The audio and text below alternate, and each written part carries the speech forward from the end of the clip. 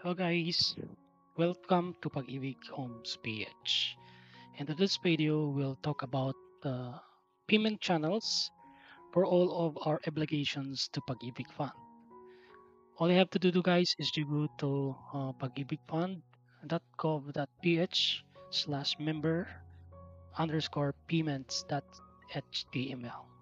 So in here, you will find information what are the payment channels for each of your obligations to Pag-ibig Fund. Alright guys, let's scroll down. Unang-una, for our housing loan. For payment for housing loan, pay in convenience in paying for a big housing loan via digital payments and over the counter. Dito guys, sa digital payments natin, marami tayong options. We have GCash, PMaya, EasyPay, Coins.ph, ShopeePay, SNDT Express. You can also pay via EUB, that is internet banking, guys. And then AUB Hello Money, InstaPay by EUB, Conic, Metrobank, and BPI eCo. So guys, we have many options for digital payments. So guys, this will give us convenience na kahit nasa bahay tayo, makabayad tayo sa ating obligations kay Pag-ibig Fund. Okay. Personal guys, I prepare digital payments. I usually use Maya in my payments to Pag-ibig Fund. That includes my home loan, MP2. Uh, yeah, for the regular savings, it is uh, provided or done by my employer. So for if we say if you opt guys to pay your obligations to Pag-ibig via over the counter, you can also do that.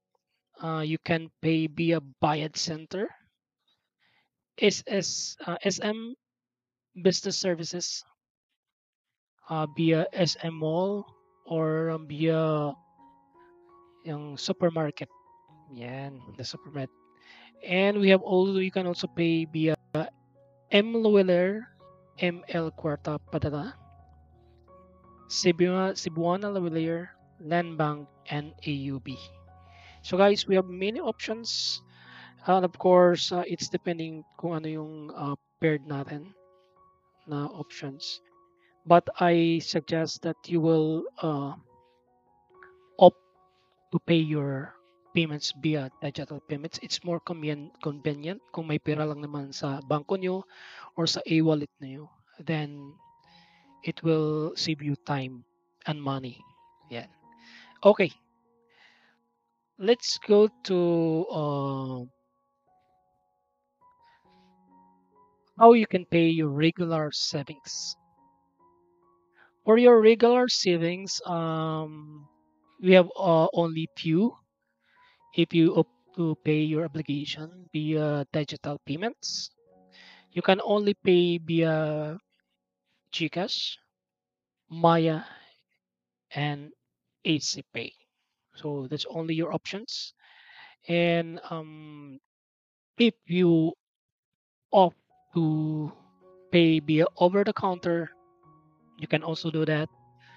Same, we have you can pay via Bayad Center, SM Bills Payment, M. Luwelair, Cebuana Luwelair, Land Bank, Metrobank, and EUB. Other pag-ibig obligations, shall we say guys, meron kayong MP2 savings. So this is aside from your regular saving guys, where you have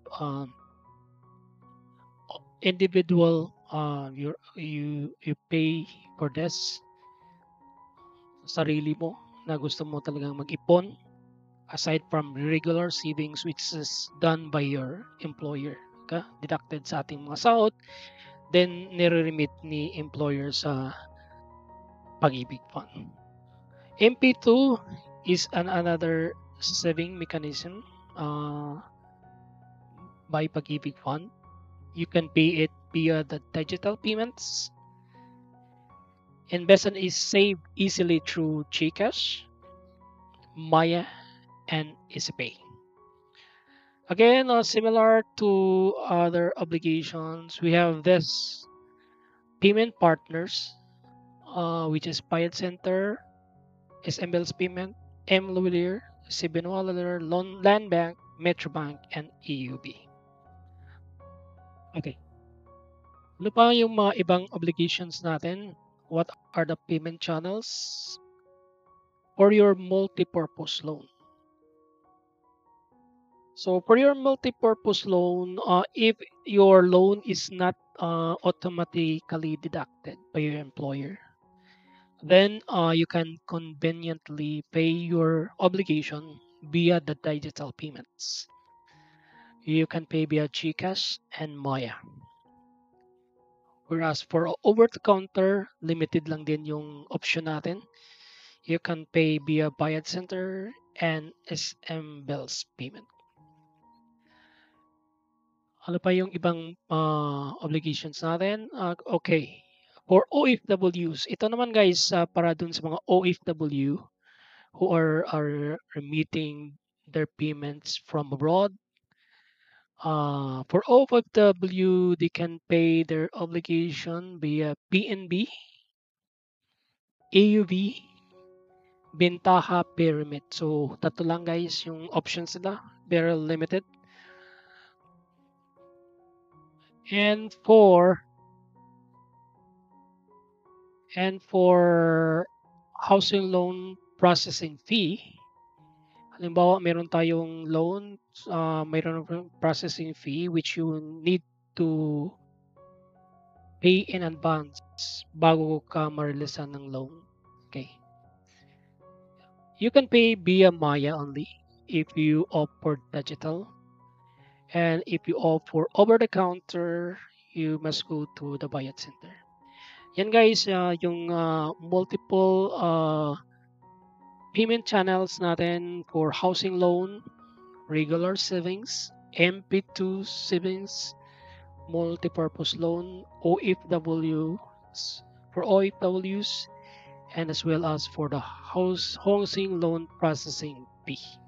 Guys, sana this gave you information what are the options pwede tayong magbayad. But personally, I advise you to utilize the digital payments. It's more convenient on your part. And usually, for me, I use digital payments wherein I go to. Mas maganda guys, you utilize the virtual pag-ibig. This one. Virtual pag-ibig in paying your obligations. You can pay online. So ano ba yung pwede nating ma-pay online? Regular savings, pwede. MP2 savings, pwede guys. Housing loan processing fee, multi-purpose loan, and calamity loan. So all of these guys ay pwede mong bayaran via digital payments. On my personal part, I pay for my MP2 savings and housing loan via this virtual pag-ibig, and I use Maya or the QRPH to pay my obligations. Hey guys, I hope this give you information what are the payment channels that is available for you aside from paying or going to the branch of Pag-ibig Fund. And hope this will give you information and makes your life easier if you utilize the digital payments. Thank you guys for watching this video. Have a nice day and God bless.